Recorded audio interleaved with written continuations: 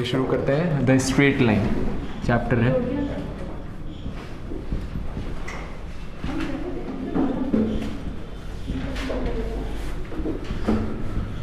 तो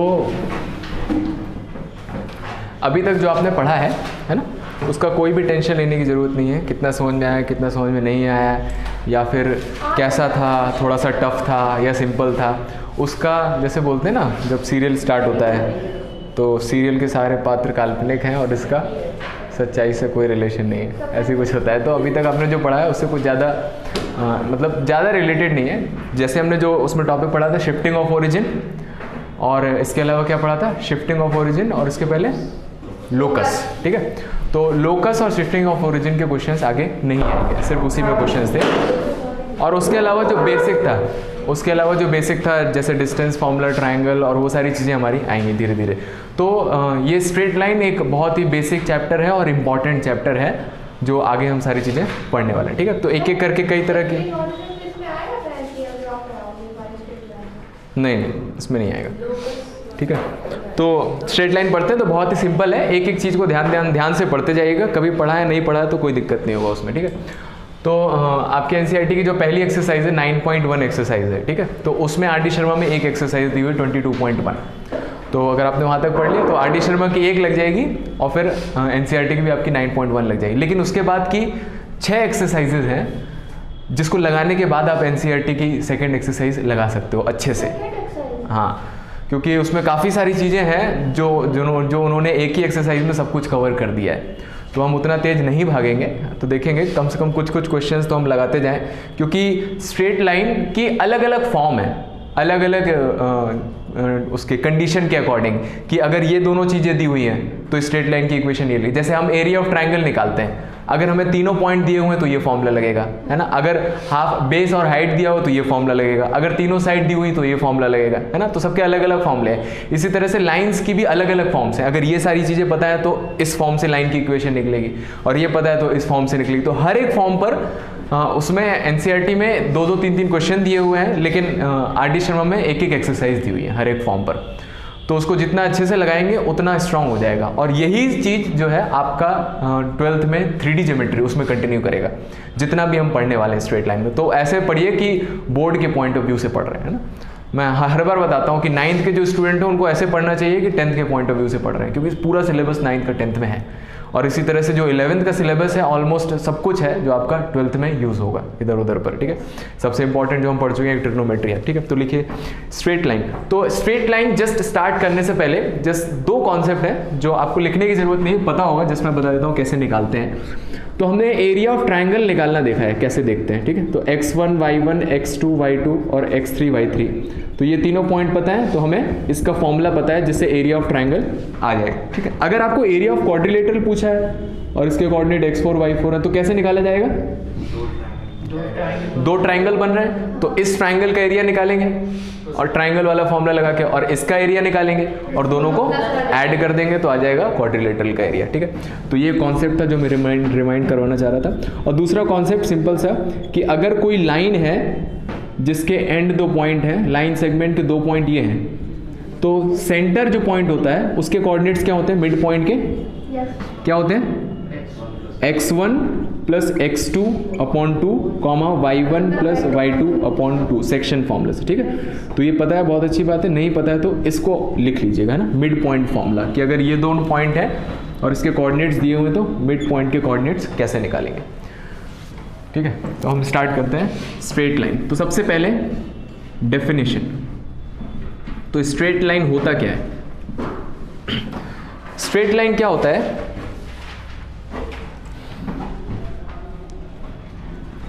ठीक है, तो इसमें चाहे तो इस तरह से लिख लीजिएगा कि ABCD क्वाड्रिलेटरल है, तो area of ABCD is equals to area of triangle ABC और plus area of triangle ABC DBC, दूसरा वाला ट्रायंगल। ये दोनों ट्रायंगल है, इन दोनों का एरिया ऐड करेंगे तो ये मिल जाएगा। अच्छा हाँ,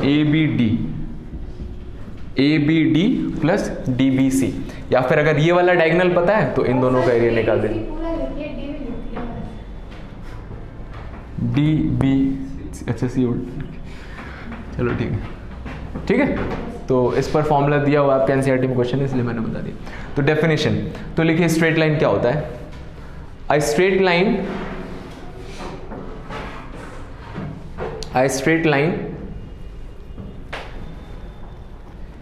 is the locus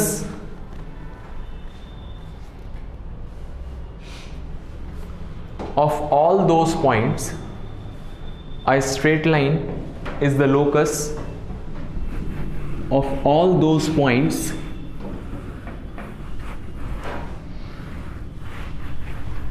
which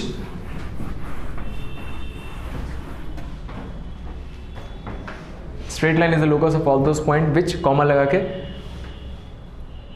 when any of these points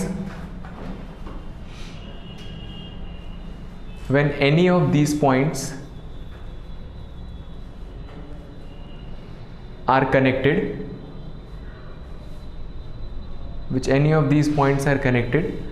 through shortest distance,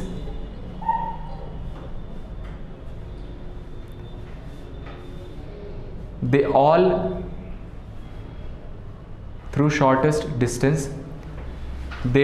lies on the same curve.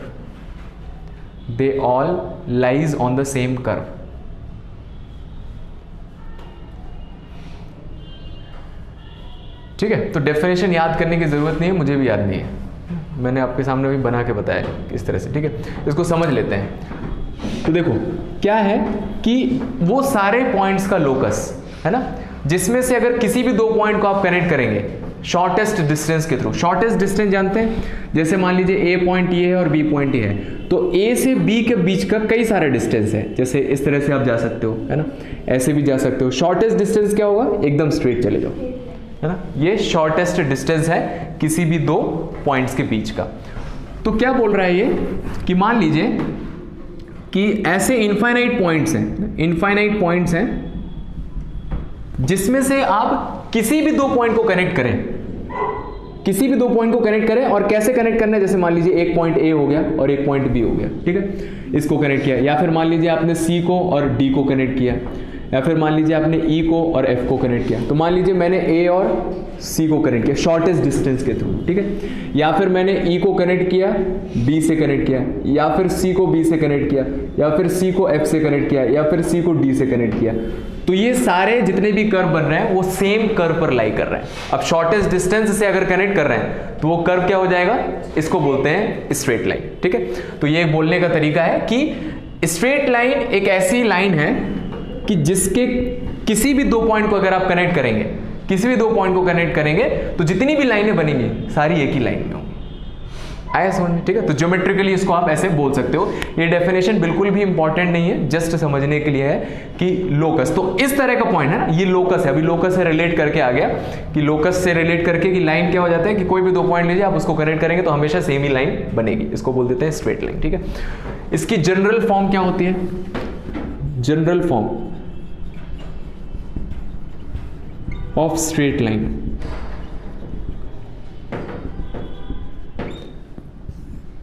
तो स्ट्रेट लाइन क्यों बोल रहे हैं? नॉन स्ट्रेट लाइन भी होती है, ऐसी लाइन जो स्ट्रेट ना हो, ऐसे हाँ कर्व भी हो जाती है। ये भी काइंड ऑफ लाइन भी है, लाइन ही से बन रहा है ना, ये इनफाइनाइट लाइन से बन रहा है। देखो ये एक छोटे से लाइन सेगमेंट है, छोटा सा लाइन सेगमेंट, बहुत सारे छोटे छोटे हाँ, लेकिन ये स्ट्रेट नहीं है, ठीक है। और इसको बोल देते हैं हम कर्व बोल देते हैं, ठीक है, जनरली कर्व बोल देते हैं। General form of straight line, तो बताइए जो एक स्ट्रेट लाइन है उसकी जनरल फॉर्म क्या होती है? नहीं, वो तो एक पर्टिकुलर फॉर्म होती है जिसको बोलते हैं स्लोप इंटरसेप्ट फॉर्म, लेकिन जनरल फॉर्म क्या होता है? उसको बंद कर दीजिए। हाँ, तो ये आपने पढ़ा है कि लीनियर इक्वेशन जो होती है वो स्ट्रेट लाइन रिप्रेजेंट करती है ना। और लीनियर इक्वेशन कैसी होती है? ax plus b y plus c is equal to 0। तो जनरल फॉर्म होती है लाइन की ax plus b y plus c is equal to 0, जहां पर a b c क्या है? बिलोंग्स टू कोई भी रियल नंबर हो जाए, ठीक है, इसको बोल देंगे स्ट्रेट लाइन। और ऑब्वियस सी बात है कि a is equal to B is equal to C, ये तीनों साइमल्टेनियसली 0 नहीं होने चाहिए, अगर तीनों ही जीरो हो गए तो सब कुछ खत्म हो जाएगा, तो लाइन ही नहीं बचेगी, है ना, तीनों। या फिर आप ऐसा बोल दो कि कम से कम, और यहाँ पे ए और बी भी साइमल्टेनियसली जीरो नहीं होने चाहिए। अगर ये दोनों जीरो हो गए तो फिर तो कुछ होगा ही नहीं, मतलब, है ना, हाँ, वो तो पॉसिबल ही नहीं है, ठीक है। तो इसको बस इसी में इंक्लूड कर दिया जाता है कि a is equal to B is equal to C, ये तीनों साथ में जीरो नहीं होने चाहिए, है ना।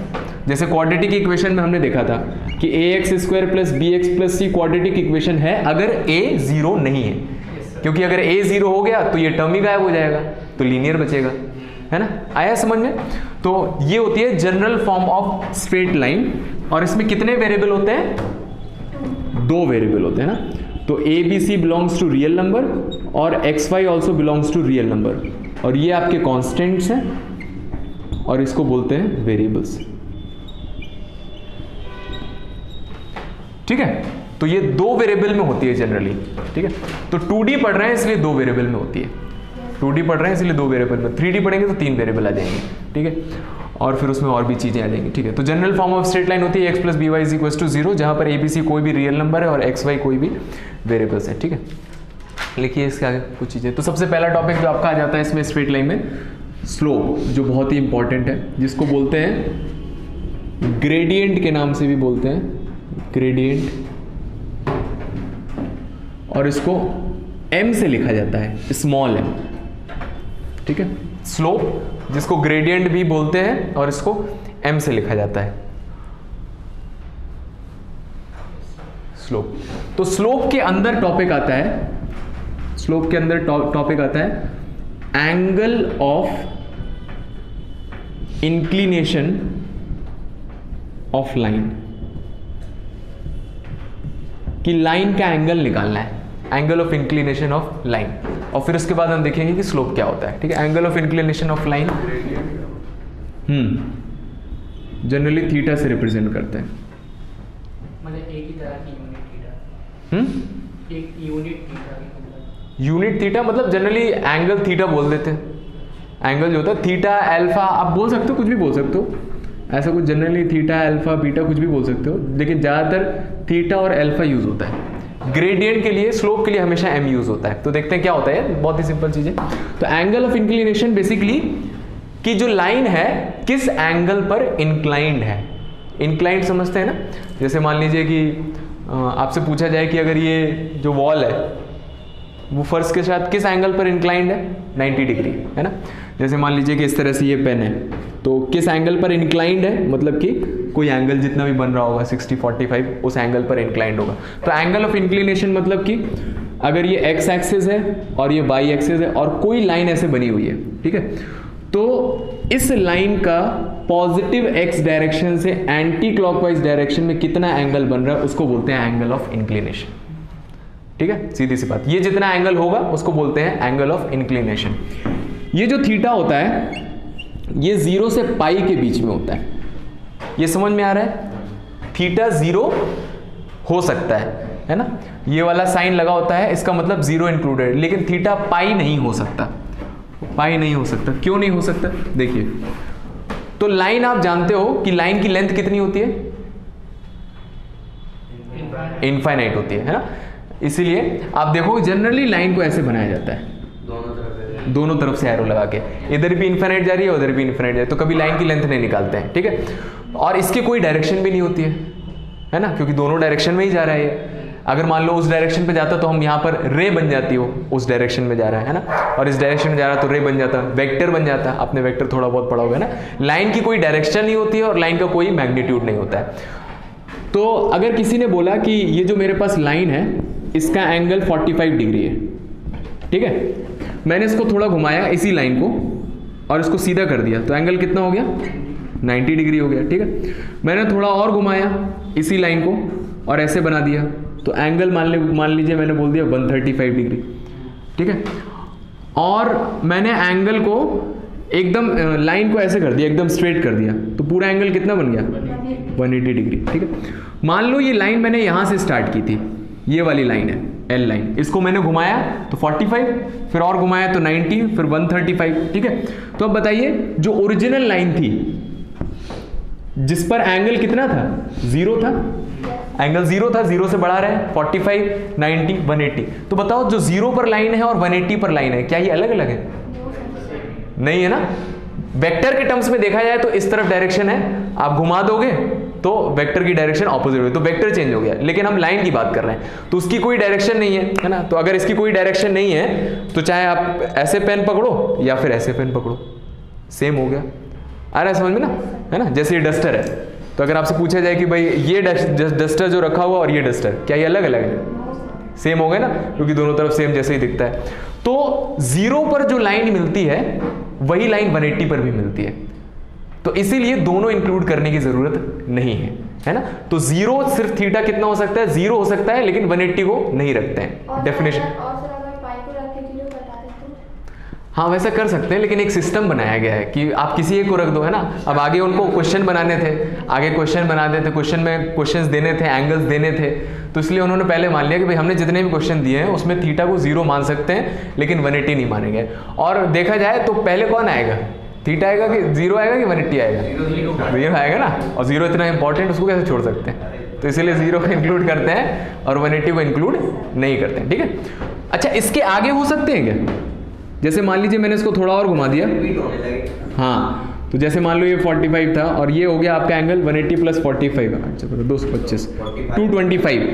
तो क्या एंगल और घुमा के 225 हो सकता है? नहीं, क्योंकि अब आप और घुमाओगे तो ये वाली लाइन इस लाइन के सेम आ गई, तो 225 नहीं है, एंगल कितना है? 45 डिग्री ही है ना। तो इसीलिए 180 से आगे नहीं जाता है, ठीक है। तो इस चीज़ को याद रखें, अच्छे लेवल के क्वेश्चंस में सॉल्व करने के काम आएगा ये, कि जो एंगल है वो 0 से पाई होता है, ठीक है। ये होता है आपका angle of inclination of line, जिसको जनरली थीटा और पाई से रिप्रेजेंट करते हैं। अब जो स्लोप होता है, बहुत ही सिंपल सी चीज, स्लोप होता है जिसको m से बोलते हैं, और ये होता है आपका tan थीटा। तो उस थीटा का tan ले लीजिए, ये आ जाता है स्लोप, ठीक है। Question, find the slope of lines whose angle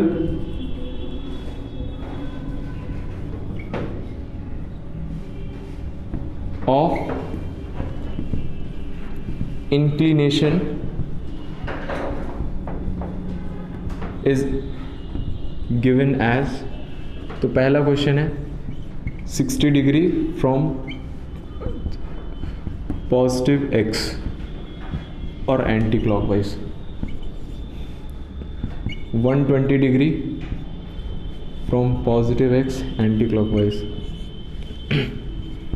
225 degree from positive x clockwise. करिए। तो यहां पर दिख रहा है किससे है? पॉजिटिव x एक्सिस से है और एंटी क्लॉकवाइज डायरेक्शन। अगर थीटा ऐसे है तब आप क्या बोल सकते हो कि स्लोप जो होगा tan थीटा होगा, ठीक है। तो आप सिंपल से बना लो, अगर इमेजिन कर पा रहे हो तो डायरेक्ट आंसर लिखते जाओ, है ना। नहीं इमेजिन कर पा रहे हो तो थोड़ा सा डायग्राम बना लो, आपको दिख जाएगा आराम से कि 60 डिग्री का एंगल है, तो लाइन जो है ये पॉजिटिव डायरेक्शन से एंटी क्लॉकवाइज में, सही है, पॉजिटिव डायरेक्शन से होना चाहिए और एंटी क्लॉकवाइज में होना चाहिए, तो वही थीटा होता है। तो थीटा 60 है तो स्लोप कितना आ जाएगा? अच्छा हाँ, कितना आ जाएगा? tan 60, और tan 60 कितना होता है? √3। आया समझ में, है ना। अब ये भी वही है, पॉजिटिव डायरेक्शन से और एंटी क्लॉकवाइज डायरेक्शन में, तो यहां से भी m आ जाएगा, कितना आ जाएगा? tan 120 डिग्री, और tan 120 कितना होता है? -√3। मतलब स्लोप पॉजिटिव भी हो सकता है और स्लोप नेगेटिव भी हो सकता है, क्योंकि फर्स्ट क्वाड्रेंट में tan पॉजिटिव, सेकंड क्वाड्रेंट में tan नेगेटिव होता है। अब 225 डिग्री है, तो लाइन जो है वो 225 बना रही है, तो देखिए हाँ, तो 0 से ये 180 हो गया, 225 यहां तक आएगा, तो ये लाइन है और ये 225 डिग्री बना रही है। किस डायरेक्शन में लेकिन? अच्छा रुक जाओ, क्लॉकवाइज है ये, क्लॉकवाइज डायरेक्शन। तो देखिए कैसे बनाएंगे इसको, तो एक लाइन है, तो क्लॉकवाइज मतलब स्टार्ट तो यहीं से होगा, पॉजिटिव एक्स एक्सिस से लिखा हुआ है, तो क्लॉकवाइज, तो 0 से ये 180 हो गया और ये 225 हो गया। क्या ये बात समझ में आई? 225 डिग्री ये लाइन होगी, है ना। तो आप बताइए, तो पॉजिटिव एक्स एक्सिस से क्लॉकवाइज में कितना बनाएगी? 135। तो थीटा 225 नहीं, थीटा कितना है? 135। आ रहा है समझ में? थीटा 135 है तो स्लोप कितना हो जाएगा? tan 135, अभी ये देखना पड़ेगा, ये आता है -1, ये ट्रिग्नोमेट्री का पार्ट है, तो वहाँ जाना पड़ेगा वापस। मैंने बताया था हर जगह ट्रिग्नोमेट्री आएगा। अब देखो स्ट्रेट लाइन में tan थीटा लग गया, अब स्लोप आ गया, स्लोप के बिना स्ट्रेट लाइन में आप कुछ भी नहीं कर सकते हो, तो हर क्वेश्चन में स्लोप आएगा, तो हर क्वेश्चन में स्लोप आएगा, तो हर क्वेश्चन में tan थीटा आएगा।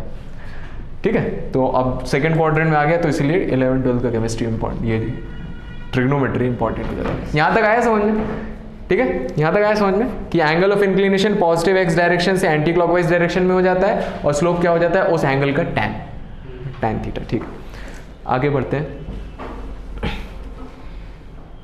नोट लिख लीजिए।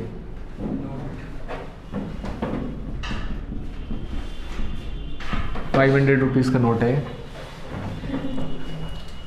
मतलब इसके अंदर 5 पॉइंट्स हैं।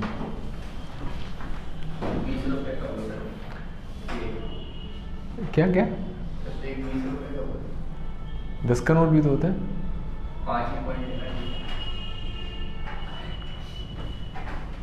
चलिए लिखते हैं, पहला नोट लिखिए। तो इसी स्लोप के बारे में हम लिखने जा रहे हैं।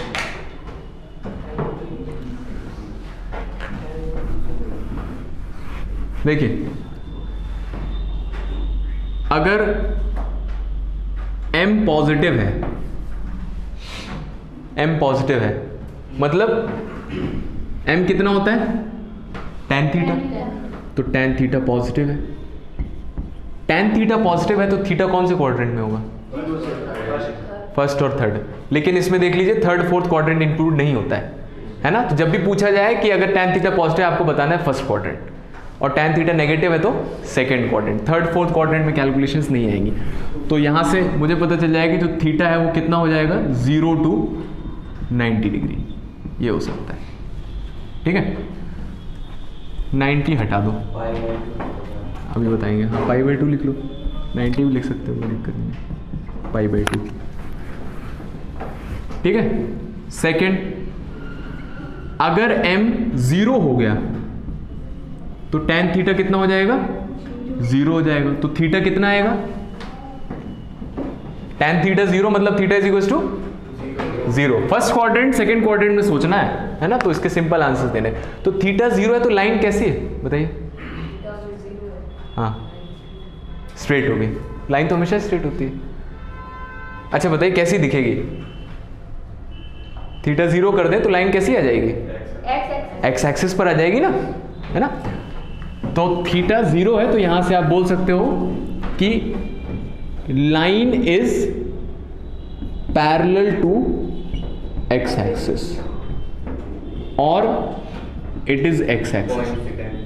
तो दो चीजें हो सकती हैं, है ना। क्या क्या हो सकता है कि अगर एंगल 0 बन रहा है, एंगल 0 बन रहा है, तो ऐसा हो सकता है कि लाइन इसी के ऊपर आ जाए, है ना, कोइंसिडेंटल लाइन। तो लाइन तो एक्स एक्सिस ही हो गया। या फिर ऐसा भी हो सकता है कि लाइन इसके पैरेलल हो जाए, तब भी एंगल 0 बन रहा है ना। पता है, दो लाइन पैरेलल है तो उनके बीच का एंगल 0 होता है। दिख रहा है ना कैसे 0 होता है, कि आप इसको शिफ्ट कर दो, नीचे ले आओ तो एंगल 0 आ जाएगा इनके बीच का। ठीक है, तो यहां से ये कंक्लूड हो गया। थर्ड, अगर m नेगेटिव है तो tan theta negative, tan theta negative, तो थीटा कहाँ हो जाएगा? Second quadrant. सेकेंड क्वाड्रेंट मतलब 90 से लेकर 180 तक। 90 भी नहीं होगा, 180 नहीं होगा, 90 नहीं होगा। अगर m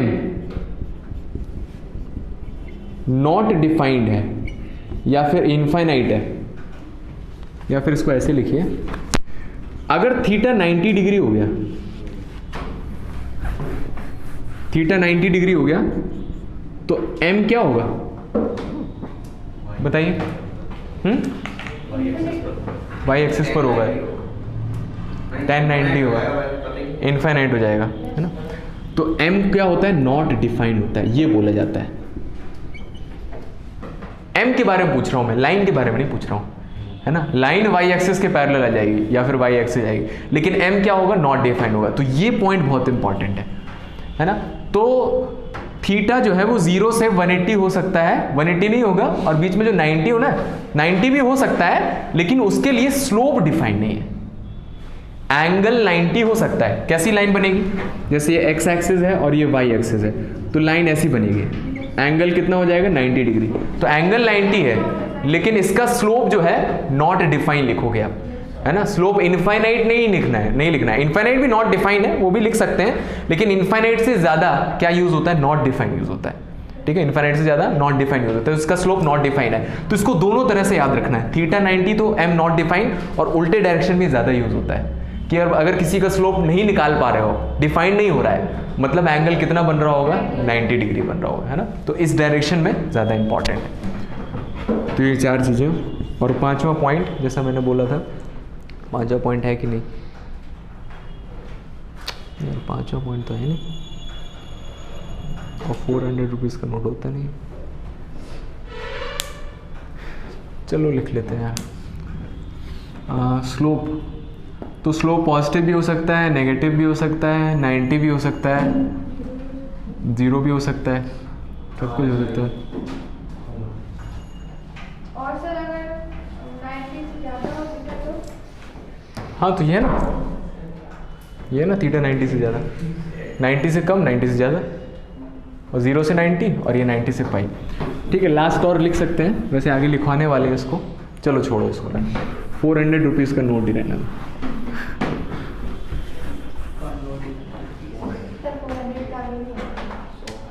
मैथ्स आगे चलती है, आगे का कैलकुलेशन है, क्या आंसर आने वाला है। ठीक है, तो यहाँ तक हमने पढ़ लिया, आगे लिखिए। तो ये स्लोप निकालने का एक तरीका क्या, कि अगर आप एंगल ऑफ इंक्लिनेशन दिया हुआ है और वो पॉजिटिव एक्स एक्सिस से कौन सी डायरेक्शन में है? एंटी क्लॉकवाइज डायरेक्शन में, तो स्लोप क्या होता है? m is equal to tan theta. याद रखिए, है ना।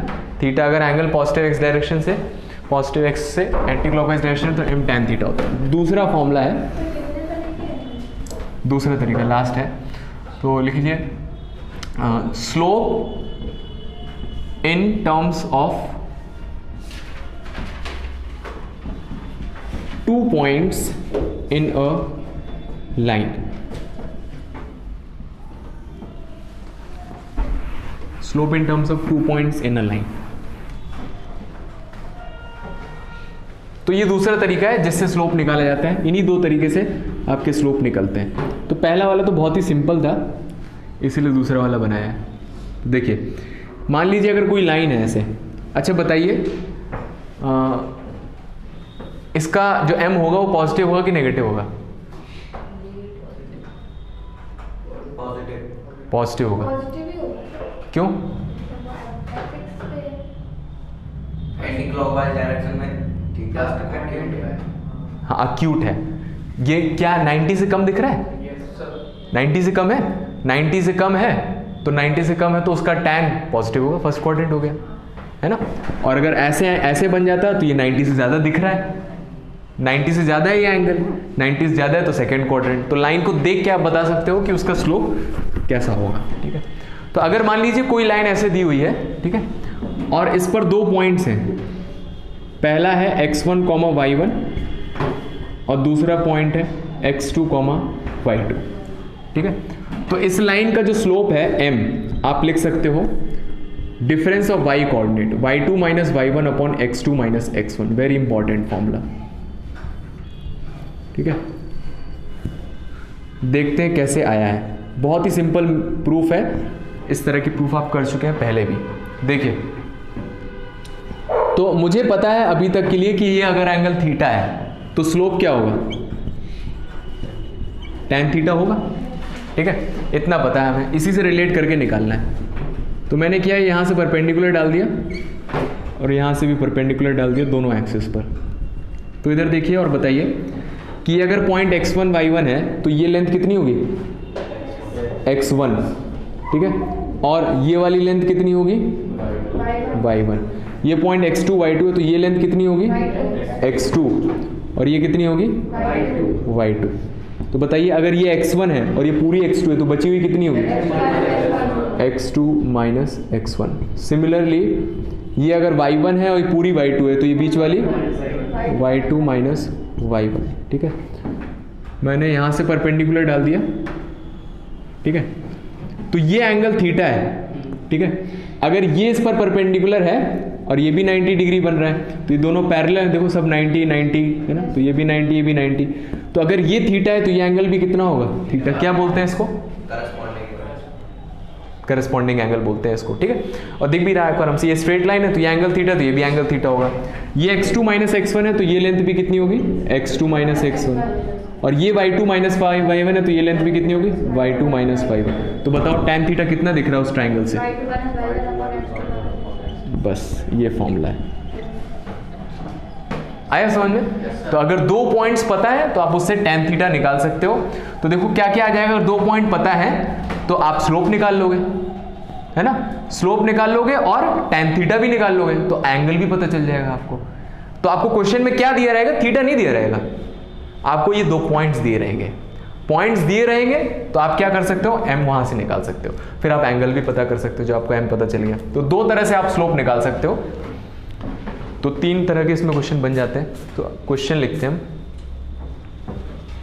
Question find the slope of line passing from 1,2 and -3,5।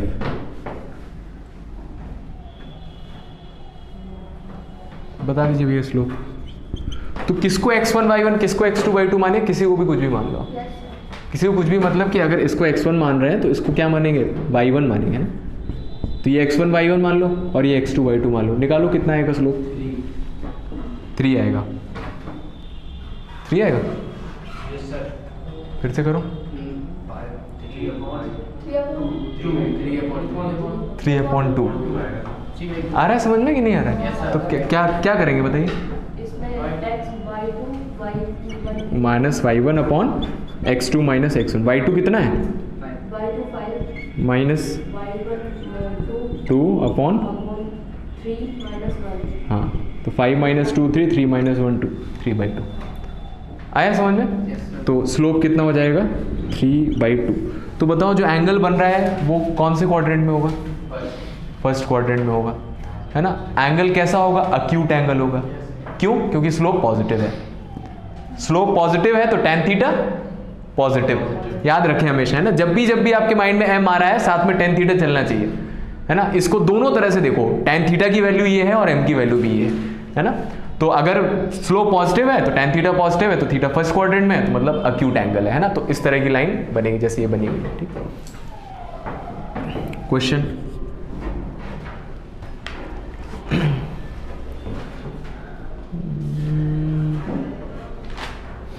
Find the value of x। यहां तक आ रहा है समझ में, कोई दिक्कत तो नहीं है? ऑनलाइन पूछ रहा हूं, हाँ। Find the value of x if 2 is the slope of line, if 2 is the slope of line passing through 2,5 and x,3। अच्छा ये बताइए, आपसे बोला गया है कि 2,3 से कोई एक लाइन पास कर रही है, उसका स्लोप बताओ। बता देंगे, बताइए। 2,3 से, इसका आंसर नहीं पूछ रहा हूं मैं, 2,3 से कोई लाइन पास कर रही है, उसका स्लोप बताइए। नहीं बता पाएंगे, पॉइंट है तो कैसे भी लाइन पास। हाँ, तो क्या एक पॉइंट से एक यूनिक लाइन बना सकते हैं? तो कम से कम कितने पॉइंट चाहिए? 2 पॉइंट चाहिए स्लोप बताने के लिए। एक पॉइंट से अगर बोलेंगे तो स्लोप आप नहीं निकाल पाओगे, क्योंकि इससे आप बोल रहे हैं 0,0, तो ये वाली एक लाइन बनेगी, लेकिन जरूरी थोड़ा यही लाइन बने, है ना। लाइन तो ऐसे भी बन सकती है, कैसे भी बन सकती है, और आप देखोगे हर लाइन का एंगल अलग बन रहा है, तो हर एक का अलग अलग स्लोप आएगा। तो कम से कम 2 पॉइंट तो चाहिए, है ना। और 3 पॉइंट से जाने वाली लाइन का अगर स्लोप बनाना है तो तीनों पॉइंट कैसे होने चाहिए? एक लाइन पर आने चाहिए, है ना। अरे समझ में, 3 पॉइंट अगर कोलिनियर होंगे तभी तो एक लाइन बनेगी। एक लाइन बनेगी तो आप उसका स्लोप आराम से निकालोगे, कोई भी 2 पॉइंट से निकाल दीजिए। कितना आ रहा बताइए? तो 1 1। बहुत बढ़िया। तो यही फॉर्मूला लगा दीजिए, m की वैल्यू 2 दी हुई है और 3 - 5 अपॉन x - 2 सॉल्व कर लीजिए, cross multiply. 2x - 4 is equals to -4, 2x is equals to 4 - 2, 2x is equals to 2, x is equals to 1। ठीक है, आया यहाँ तक समझ में? बढ़िया है ना। अगली हेडिंग डालते हैं, angle between two lines, angle between two lines. तीसरी हेडिंग है?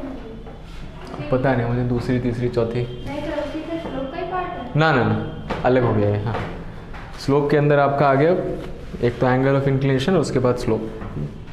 तो अगला हेडिंग है एंगल बिटवीन टू लाइन्स। तो अभी तो हमने निकाल लिया कि लाइन जो है एक्स एक्सिस के साथ कितना एंगल बना रही है, अगर ये एक्स एक्सिस है और ये वाई एक्सिस है। ठीक है, लेकिन ऐसा जरूरी नहीं ना, हमें ज़्यादातर जरूरत ऐसा पड़ेगा, कोई भी दो लाइन पास कर रहे हैं, इनके बीच का एंगल बताइए, है ना। तो अब आपको पूरा एक्स एक्सिस वाई एक्सिस बना के तो देगा नहीं, है ना। तो आपको जनरली ऐसे पूछा ऐसे ही जाता है ना। जैसे मान लीजिए कोई भी दो लाइन है, उनके बीच का एंगल बताइए कितना होगा, है ना। और भी बहुत सारी कंडीशंस आएंगी। तो ये निकालने के लिए हम कैसे करेंगे, तो देखिए मान लीजिए कि अगर दो लाइनें हैं, ये एक्स एक्सिस है और ये वाई एक्सिस है। ठीक है, एक लाइन ये है और एक लाइन ये है, और इनके बीच का एंगल थीटा है, थीटा।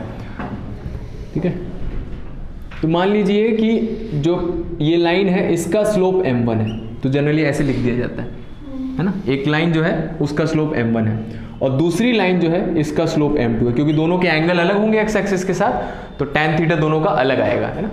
तो इनके अगर स्लोप ऐसे दिए हुए हैं तो tan थीटा, तो जो एंगल है डायरेक्ट तो नहीं निकाल पाएंगे, लेकिन उसका tan निकाल लेंगे हम। तो tan थीटा निकालेंगे, ये आता है m2 - m1 upon 1 plus m1 m2 और इसका मॉड। लिखिए, इसके बारे में बहुत डिटेल है, बहुत डिटेल नहीं, थोड़ा डिटेल है, तो वो हम अभी समझेंगे एक एक करके। Angle between two lines, angle between two lines.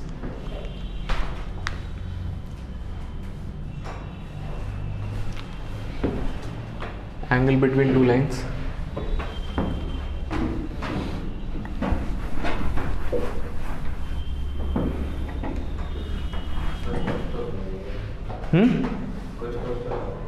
कुछ लग रहा है।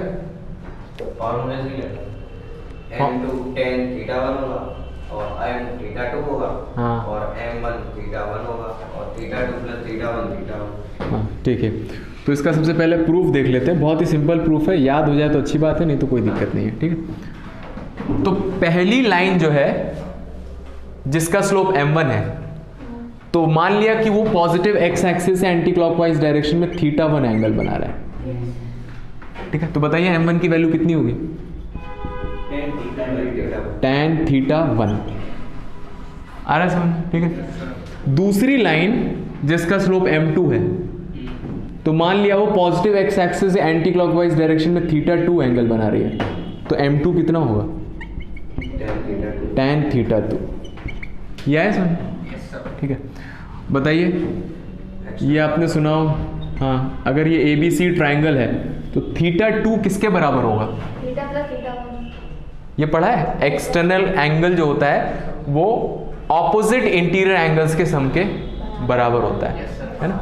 ऐसे पढ़ा है तो अच्छी बात है, नहीं तो आप बहुत सिंपल कर सकते हो। θ2 है तो ये 180 माइनस θ2 हो जाएगा, और तीनों एंगल को जोड़ के 180 आ जाएगा, तो उससे भी आ जाएगा जो भी मैं लिखने वाला हूँ। ठीक है, तो in triangle ABC we can say that θ2 is equals to, या θ प्लस θ1 इज इक्वल्स टू θ2। तो यहाँ से θ निकाल लिया, दैट इज θ2 माइनस θ1। इसमें दोनों तरफ tan कर दिया, तो टेकिंग tan बोथ साइड, तो दोनों तरफ tan ले लिया, तो कितना आ जाएगा लेफ्ट हैंड साइड पर? tan θ, और राइट हैंड साइड पर आ जाएगा tan θ1 माइनस θ2। आया समझ में? यहाँ पर फॉर्मूला लगा दिया tan a माइनस बी का। फॉर्मूला बताइए tan a माइनस बी का।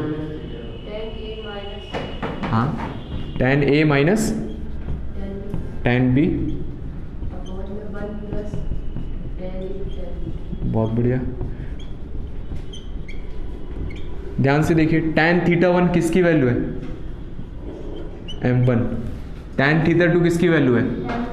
m2 upon 1 plus m1 m2। ये आया है tan θ। ठीक है, अब देखिए, अच्छा बताइए, दो लाइन के बीच में कितने एंगल बनते हैं? जैसे आपसे बोला जाए कि ये दो लाइन है, ये एंगल 30 डिग्री है ना, ये लाइन L1 है और ये लाइन L2 है।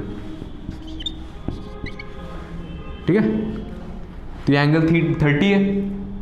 अच्छा बताओ, ये एंगल कितना होगा? 150 होगा, 150। अगर ये 30 डिग्री है तो ये कितना होगा? 150 होगा।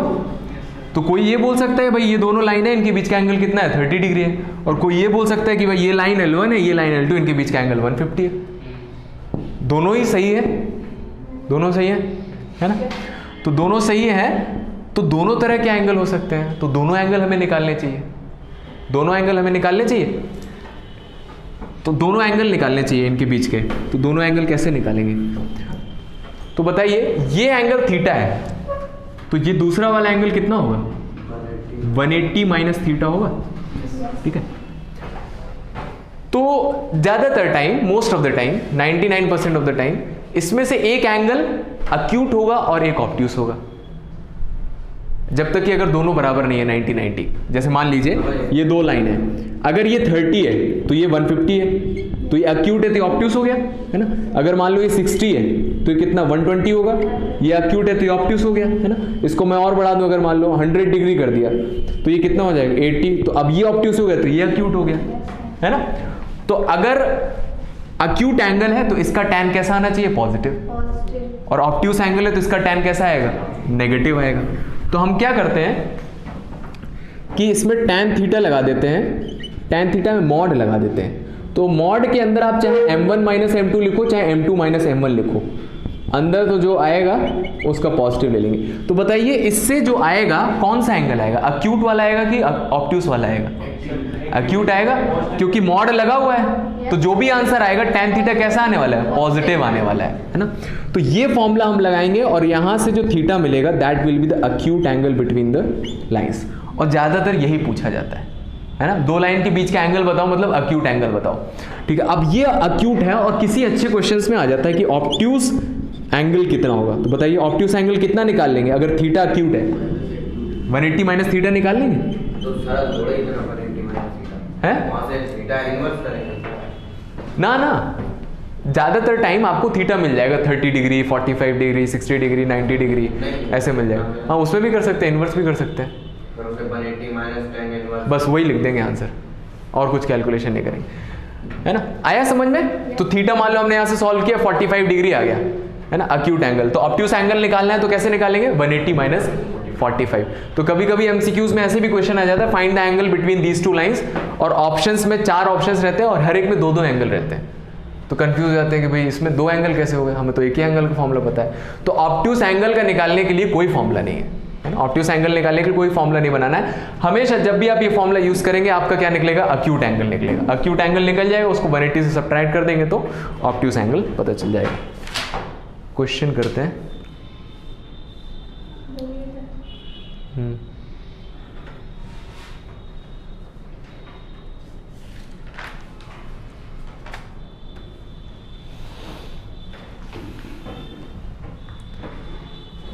ठीक है, फाइंड द,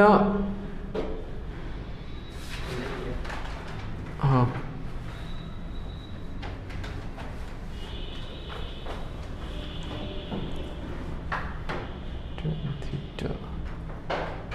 और इसमें क्वेश्चन ऐसे तो दिया नहीं है।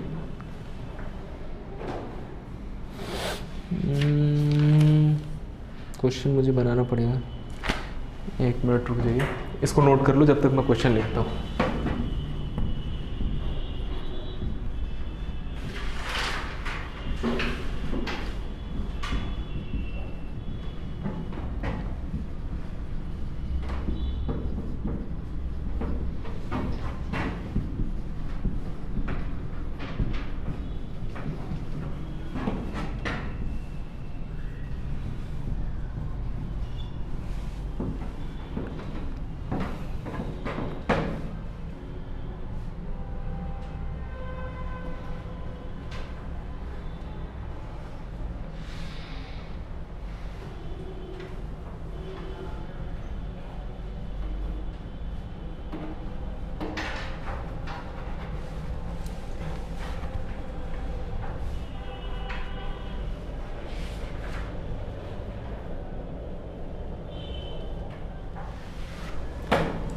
टाइम लगेगा उसमें बनाने में, तो इसी से देता हूँ मैं।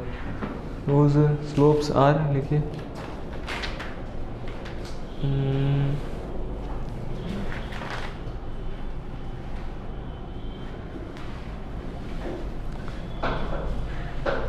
वन बाई टू एंड 7/4 करिए।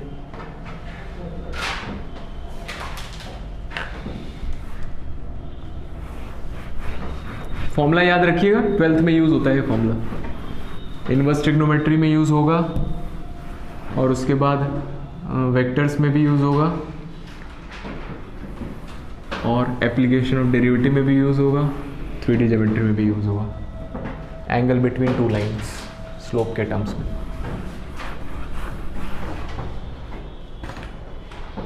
बताइए कितना आएगा? 2/2 एंगल कितना है? tan inverse 2/2। हाँ,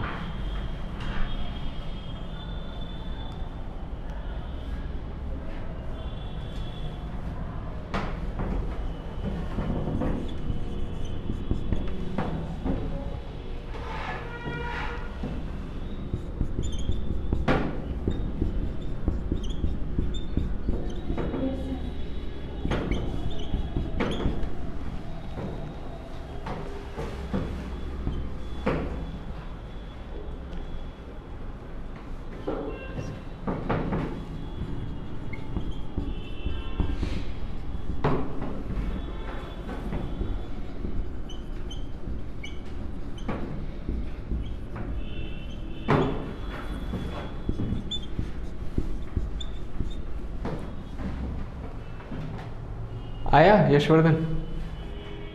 कितना है? 2/3। बहुत बढ़िया। तो m1 दिया हुआ है 1/2, किसी को भी m1 और किसी को भी m2 मान लो। तो tan थीटा फॉर्मूला लिख दीजिएगा, क्योंकि इसके नंबर मिलते हैं बोर्ड में, वैसे लिखने की ज़रूरत नहीं है। तो 7/4 माइनस 1/2 अपॉन 1 प्लस 7/4 इंटू 1/2 और इसका मॉड। तो 4 एलसीएम ले लीजिएगा, 7 minus 2 divided by 8 LCM 8 plus 7। तो इसको सॉल्व कर लीजिए, तो ये आ जाएगा 5/4 अपॉन 15/8। 4 2 ज़ा 8, 5 3 ज़ा 15, तो उल्टा हो जाएगा 2/3 आ जाएगा। प्लस का तो है ये। तो tan थीटा अगर 2/3 है तो एंगल पूछा था ना, ये मैंने आपको बताया था। तो थीटा कितना आ जाएगा यहाँ से? tan उधर जाएगा तो क्या बोलते हैं? tan इनवर्स 2/3 आया समझ में? और ये कैसा एंगल होगा? अक्यूट एंगल होगा। तो ऑब्ट्यूज क्या आएगा? हाँ, 180 माइनस कर दीजिए, या pi minus theta. Pi minus theta करते हैं, और थीटा कितना है? tan inverse. तो पाई माइनस tan इनवर्स 2/3। अब इसको ऐसे छोड़ सकते हैं, लेकिन आगे जाके हमें पता चलेगा कि किसके बराबर होता है। पाई माइनस tan इनवर्स 2/3 किसी के बराबर नहीं होता, छोड़ दीजिए। ठीक है, हाँ आ गया। कितना है?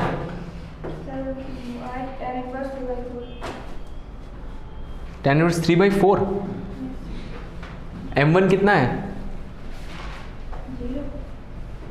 0 नहीं, हाँ गलत कर दिया। कर रहा यस। नहीं सर, गलत हो गया। चलिए, अच्छा वो पता चल गया। आ रहा है आर्यन?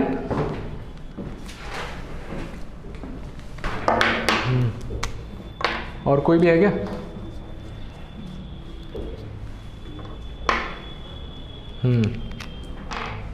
चलिए ठीक है।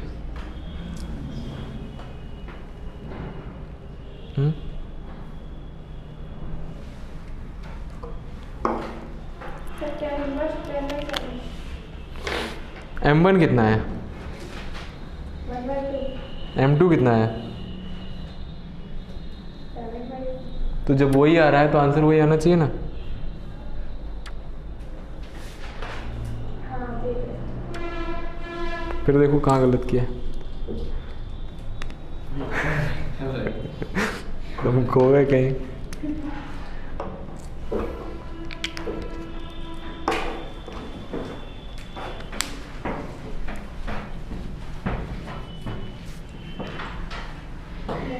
इसी साइलेंस के साथ पढ़ते रहे तो बहुत कुछ हो जाएगा। मजा नहीं तो मजा थोड़ी लेना है हमें, समझ में आ रहा है ना सब कुछ, बस खत्म खेल।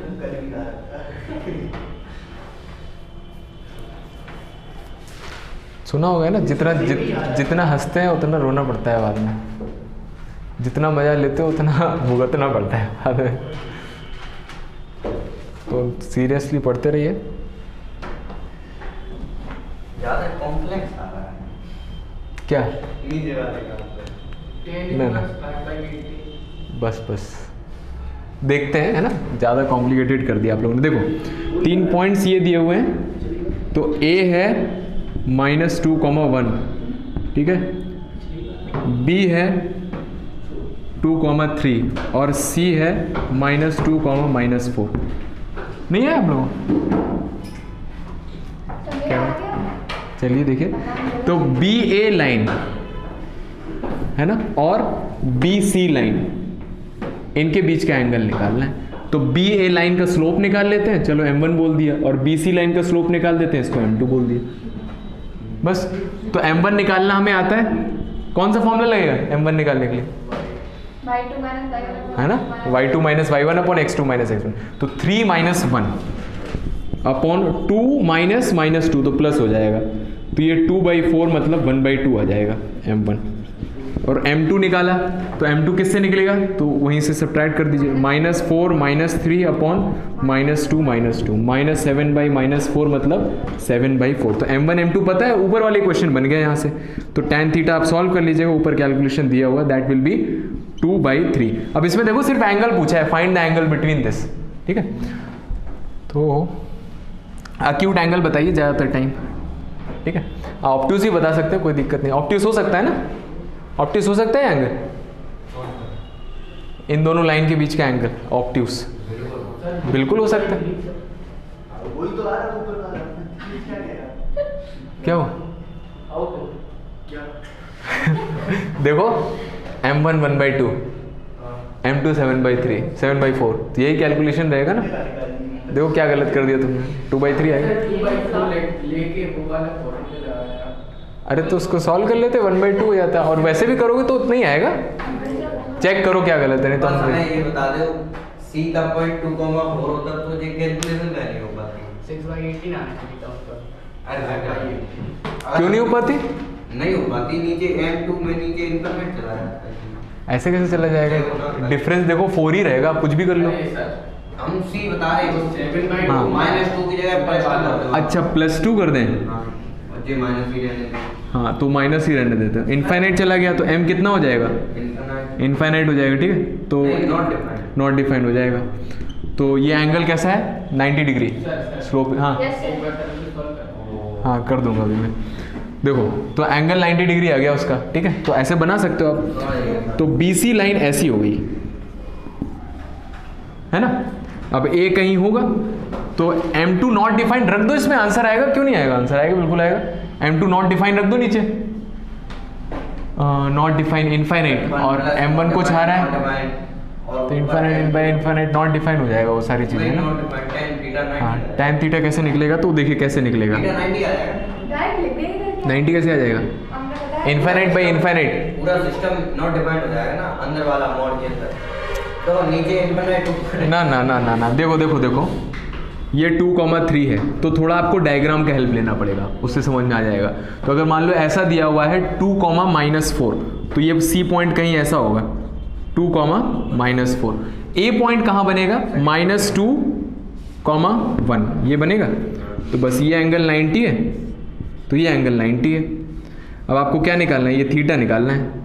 थीटा निकालना है तो कैसे निकालेंगे? इसका स्लोप निकाल लो, मान लो अल्फा है, इसका स्लोप मैं निकाल सकता हूँ। ये आ गया यहाँ से 1/2, तो थीटा यहाँ से अल्फा पता चल जाएगा, तो ये अल्फा पता चल जाएगा। तो थीटा कितना हो जाएगा? Theta is equal to 180 minus 90 plus alpha, 180 minus 90 plus alpha, तो ये कितना आ जाएगा 90 माइनस अल्फा आएगा, 90 माइनस अल्फा आएगा।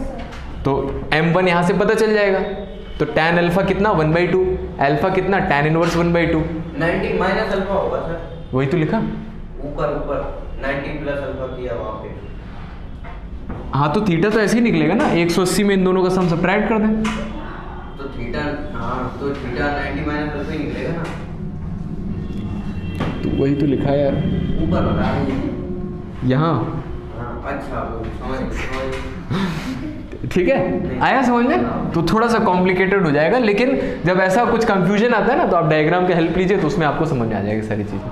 ठीक है, इस लेवल का आएगा, धीरे धीरे आगे आगे आएगा। तो यहाँ तक समझ में आया कैसे निकाल रहे हैं सारी चीज़ें, है ना? तो स्लोप निकालना है। बस स्लोप निकालने के लिए हो सकता है डायरेक्ट दे दें, नहीं तो आपको 2 पॉइंट दे देंगे तो उससे स्लोप निकाल लीजिए, या तो फिर उनके एंगल दे देंगे तो उससे स्लोप निकाल लीजिए। बस स्लोप निकालने के तरीके चेंज कर सकते हैं वो। ठीक है, और स्लोप निकालने के बाद फॉर्मूला आपको पता है। क्या दे दें, क्या दे देंगे? कौन सा एंगल? तो एंगल दे देंगे तो tan थीटा पता चल जाएगा दोनों का, तो m1 m2 पता चल जाएगा। देखो m1 का फॉर्मूला क्या होता है, tan थीटा। अगर इसका एंगल पता है तो tan थीटा पता चल जाएगा, इसका एंगल पता है tan थीटा पता चल जाएगा। ठीक है, अब इस पर थोड़ा कुछ और कैलकुलेशन कर लेते हैं, थोड़ा सा लिख लेते हैं। If tan theta is equals to, sir थोड़ा नहीं सर, अच्छा चलो ठीक है, तो फिर इसके आगे कल कंटिन्यू करेंगे। ठीक है, तो आपका होमवर्क है, रुक जाइए। तो अभी मुझे और भी कुछ लिखवाना था, तो आप अभी NCERT 10.1 ट्राई कर सकते हो। स्टार्टिंग के देखिए कितने क्वेश्चंस हैं जो आपके इससे रिलेटेड रहेंगे, तो वो सारे आप सॉल्व कर सकते हैं, है ना? हाँ, तो एंगल बिटवीन लाइंस वाले जितने भी क्वेश्चंस हैं वो कर सकते हैं, और डिस्टेंस फॉर्मूला वगैरह, क्वाड्रिलेटरल, वो सब दिया हुआ है। तो जो टॉपिक हम पढ़ चुके हैं वो आप कर सकते हैं। कुछ क्वेश्चंस हैं जो इससे रिलेट करके आएंगे, वो नहीं कर पाएंगे आप। जैसे अभी 2 लाइन पैरेलल है, सोच सकते हैं 2 लाइन पैरेलल, 2 लाइन परपेंडिकुलर, ये और एक कोलिनियर। तो लाइंस परपेंडिकुलर, लाइंस पैरेलल और लाइंस कोलिनियर, तो इन 3 के क्वेश्चन छोड़ के बाकी आप 10.1 NCERT ट्राई कर लें। ठीक है, और उसके अलावा आप 22.1 भी ट्राई कर सकते हो, आरटी शर्मा की एक्सरसाइज।